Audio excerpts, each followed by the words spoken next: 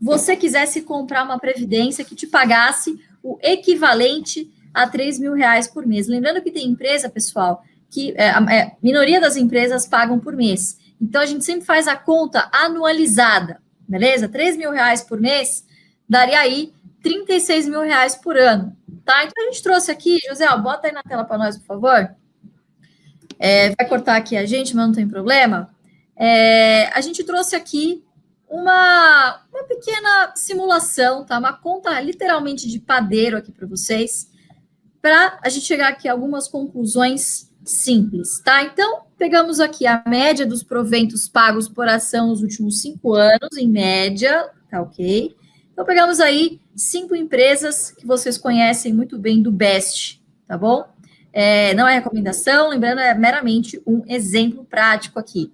E a gente chegou primeiro no cálculo de meta em ações. Então, qual que é o cálculo aqui? Bom, quanto que eu quero ter por ano, no caso 36 mil, dividido pela média dos proventos, ok? 91 centavos, R$ 2,00 na BB Seguridade, 2,27 na transmissão, 0,95 na Tietê e 0,73 na Itaúsa. Na transmissora, pessoal, a gente excluiu, tá? A gente fez um ajuste aí, porque ano passado ela distribuiu um super excedente, um super dividendo, então, para não destoar muito das contas, a gente acabou excluindo aí esse efeito extraordinário, beleza?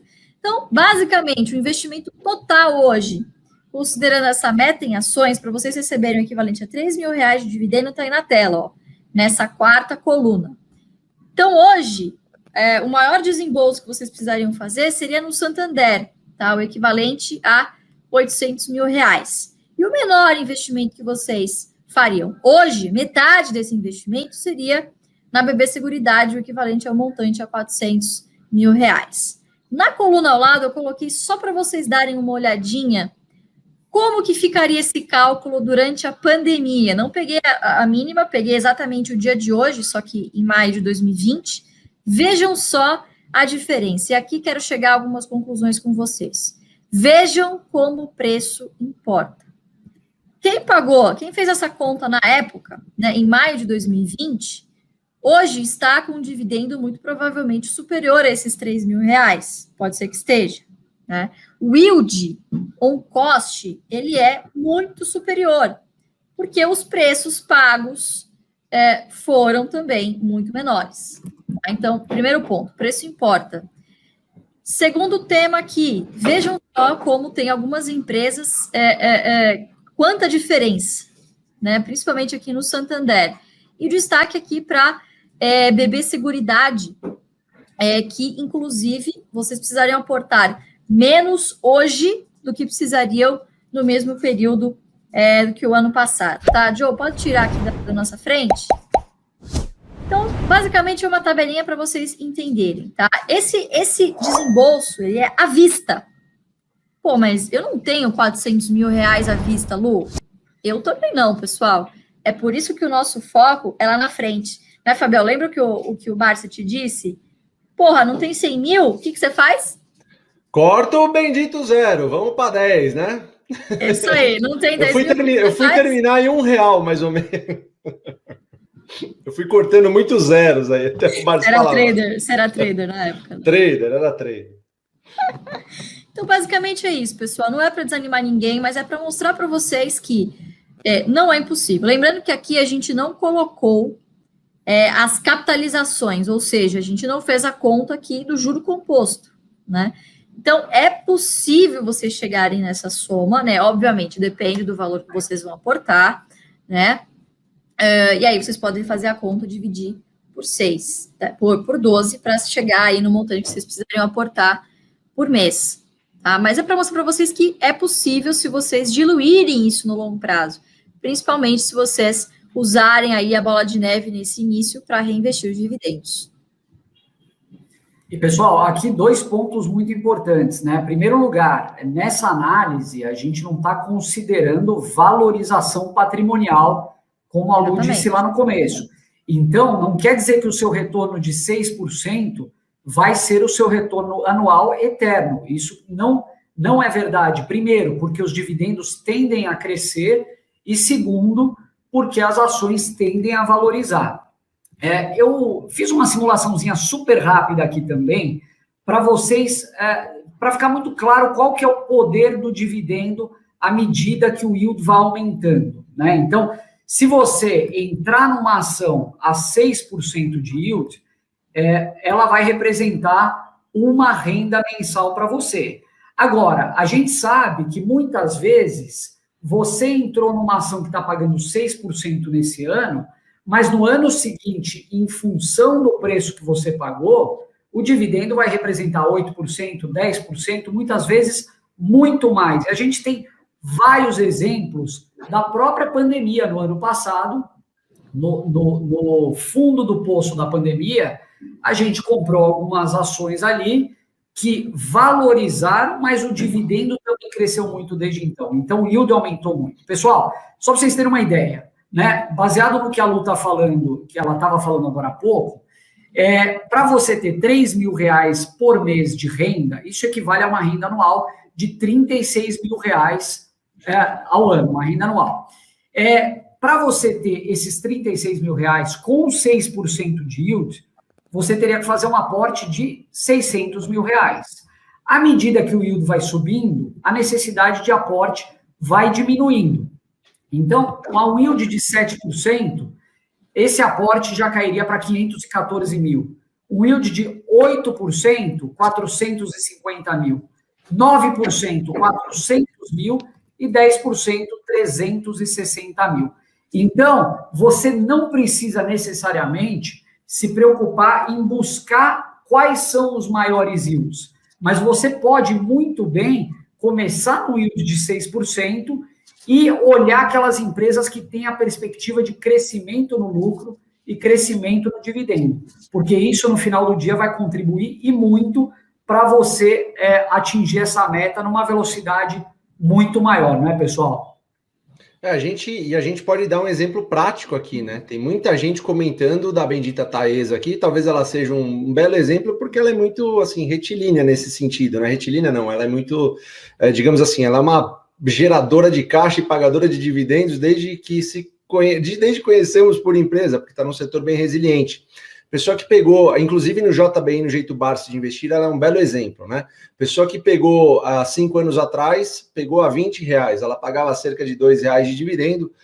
Ano passado ela pagou R$4,66 de dividendo. Tá? Então, claro que isso é uma coisa que não é algo assim tão recorrente, mas o dividendo tem aumentado. Obviamente, isso não é uma recomendação de compra, mas é para você ver como funciona, né? Lá atrás você comprava 20, hoje custa R$39, R$40, ela está pagando R$4,66 de dividendo. Pagou ano passado. Esse ano, provavelmente, alguma coisa nesse sentido. Então, é isso que o Felipe falou e a Lu falou também. O que eles falaram é algo assim que acontece na prática mesmo, né? Quanto mais o tempo passa, se você está aliado a uma boa empresa, especialmente se ela estiver passando, de repente, por alguma tormenta, mas você ficar por vários ciclos, vários tempos comprando essas empresas, você tende a aumentar isso de forma exponencialmente. Lembrem-se, as empresas são organismos vivos, elas estão lá para dar lucro, para gerar lucro para o seu acionista. Então, se você está com essa ação, se você está com essa empresa em carteira, saiba que se ela estiver enquadrada nos setores que a gente defende, que são os best, se você estiver seguindo a metodologia do AGF, muito provavelmente, com o passar do tempo, ela vai te remunerar muito mais dividendos. Exemplo prático aí, a Itaúsa, se eu não me engano, tá? De cabeça isso, porque eu tenho muito tempo a Itaúsa já. Há 15 anos atrás, ela pagava 6, 7 centavos de dividendo. Em 2019, ela chegou a pagar R$1,19 de dividendos. Tá? Se você quer conferir o que eu estou falando, vai lá no site da Itaúsa, porque as informações estão lá. Né, Fabião? Perfeito, muito bem pontuado. Além de tudo, ela bonificou desde aquela época até 2018, se eu não me engano, 2017, 2018, cerca de 10% além do dividendo, ou seja, você crescia a sua base acionária e com uma maior base acionária, mais dividendos. Então, na prática, é isso que acontece. Exemplo de como definir uma meta ideal em cada número de ações. Eu definiria baseado nas suas contas, o que você tem a pagar todo mês de boleto, enfim, vamos supor que você gaste R$3.000 por mês, começa com uma meta bem baixinha. Você tem que ganhar R$300 de dividendos por mês, e não 3 mil, é 10%. Bateu esses 10%, você comemora, chama uma pizza, vai beber um vinho, porque você bateu uma meta, a primeira meta. Depois do 300 para 600 é mais fácil, do 600 para 1.200 é mais fácil, e assim por diante. É assim que você vai estabelecendo metas e batendo essas metas, tá bom? Então, essa é a primeira, acho que a primeira, não é uma dica, é uma sugestão para que você faça isso, tá bom? Então, essas ações, você começa a fazer dessa forma, com essas compras, mas lembre-se que você não vai comprar a qualquer custo. Se uma dessas ações acaba subindo muito, aí sim você começa a fazer a diversificação. Por isso que é legal você, de repente, ter digamos assim, um pente fino de algumas ações que você goste, e você deixa preços tetos lá, o Stock Guide da GF Prime pode te ajudar, para que você possa comprar e não pagar caro. Aí sim, fazendo dessa forma, você vai diluindo as suas posições, diluindo não, você vai diversificando de acordo com o tempo, de acordo com o preço das ações, mas vá fazendo metas em pagamento dos boletos, porque ações, assim, as ações garantem o futuro. Então, o futuro vai ter boleto, tem certeza disso. Então, você tem que ter dinheiro para pagar esses boletos e viver sua vida tranquilamente. Começa com metas pequenas e vai fazendo metas maiores conforme você for batendo as pequenas. Acho que essa é uma sugestão boa. No começo da jornada, compensa fazer reserva de oportunidade? Fernandão, diria que até mais. Antes do início da jornada, compensa você fazer reserva de oportunidade. Reserva de oportunidade é uma coisa que, se você está pensando em entrar na Bolsa ou permanecer na Bolsa no longo prazo, você tem que ter inevitavelmente. A gente fala sempre de um outro tipo de reserva, que é ainda mais importante, que é a reserva de emergência. Não adianta nada você ter uma reserva de oportunidade, aportar tudo na Bolsa, e no momento que as coisas apertarem, você acabar... Lógico, vou bater na madeira, a gente nunca sabe, mas a gente pode ter problemas de saúde, a gente pode perder um emprego, a gente pode ter uma dificuldade financeira na família, enfim. Então, uma reserva de emergência, ela é mais do que necessária, absolutamente necessária para qualquer pessoa. Todos nós temos. Reserva de oportunidade, ela entra a partir do momento que você já tem uma reserva de emergência constituída, e a principal função da reserva de oportunidade é basicamente você aproveitar as oportunidades que estão na Bolsa, que podem aparecer na Bolsa, é claro. E o que a gente costuma usar como regrinha aí básica para a reserva de oportunidade? Nos momentos que a Bolsa está em baixa, a tua reserva de oportunidade, ela vai estar em baixa também, porque a Bolsa despencou, é natural que essa reserva vá para as ações. No momento que a Bolsa sobe muito ou começa a chegar em alguns níveis que você não encontre yields mais atrativos, que você acha que subiu muito, que a capa do jornal só mostra que a Bolsa está uma maravilha, que muitos IPOs acontecem e as empresas chamam follow-ons. Enfim, nesses momentos, é muito pertinente que você tenha uma reserva de oportunidade maior, porque no caso da Bolsa derrapar, que é inevitável que uma hora ou outra a Bolsa vai acabar caindo, você vai estar lá com o teu caixa fresquinho, valendo muito mais para você comprar ações a preço de banana. Então, é tão simples quanto isso. Sim, para um aporte robusto e maior que o valor já investido. Por exemplo, eu vendi um imóvel, vendi algum terreno, alguma coisa e quero pôr na Bolsa. Como fazer isso? É comprar melhor do momento tudo de uma vez? Pega esse dinheiro tudo de uma vez e já divide em 10 ações? O que eu faço com essa soma grande? Né? Então, vamos lá, Igor. Obrigada pela sua pergunta. A resposta depende. Primeiro, você vai ter aportes frequentes e mensais, por exemplo, para fazer na Bolsa, né? Ou você só vai ter esse aporte sazonal? Por exemplo, a gente tem pessoas que são executivos e que só aportam em somas grandes no final do ano, quando recebem lá o bônus, né, o PLE. Então, alguns exemplos do que a gente acaba se deparando lá no Ações Garantem. Então, basicamente, vai depender da quantidade do valor do aporte que você vai ter para fazer com frequência, lembrando que a frequência é sempre muito importante, tá? Então, nesse caso, se você não tiver, o que eu faria? Eu pegaria esse dinheiro, fazia uma reserva, um caixinha, e escalonaria esses aportes, ok? Mês a mês, esperando alguma oportunidade, enfim. Tem gente que prefere, justamente, já pega essa conta que a gente viu para vocês, principalmente se vê uma grande oportunidade no momento, eu mesmo já fiz isso, de pegar uma grande soma e pá! Ano passado eu cheguei a comprar, pá, assim, de uma vez, umas 10 mil ações do Santander. Como é que é o barulho quando você compra? Pá! Bati o martelo no leilão. Você dá uma porrada no mouse.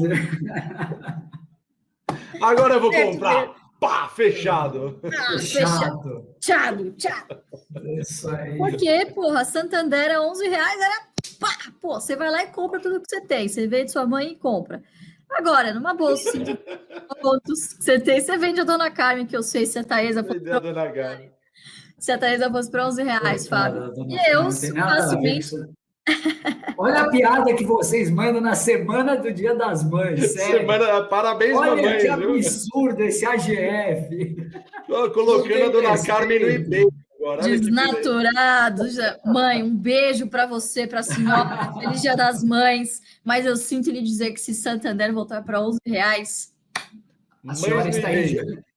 A senhora vai ser anunciada no Mercado Livre. Sinto muito, tá bom? Mães no eBay. Exatamente. Então, basicamente é isso, pessoal. Depende do valor do aporte que vocês tiverem aí mês a mês, depende do perfil, depende da oportunidade do momento. Eu, particularmente, prefiro fazer um caixinha e ir escalonando até para ir fazendo, por exemplo, BB Seguridade para ir fazendo um preço médio. Se eu tivesse aportado, achei que R$28 estava barato, e achei que estava mesmo. Estava errada, ficou mais barato ainda, né? O fundo do poço tinha porão.